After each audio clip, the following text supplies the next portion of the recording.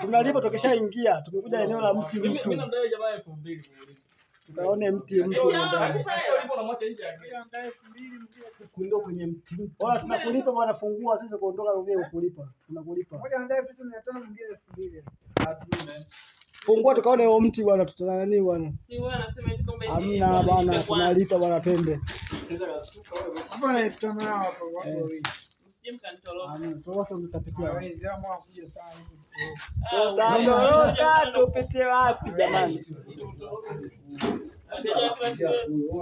Twende wafungua tukaangalia mti mtu.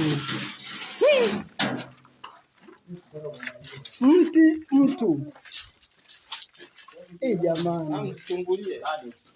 Basi imechora jamani kabisa hivi. Imechora na nani? Hebu chora wewe hapo chini sasa uweke hapa. Hiki hapa sawa, lakini kile kichwa gani hivi weko? Kichwa kimewekwa. Nikuulize swali. Nichora ni sawa?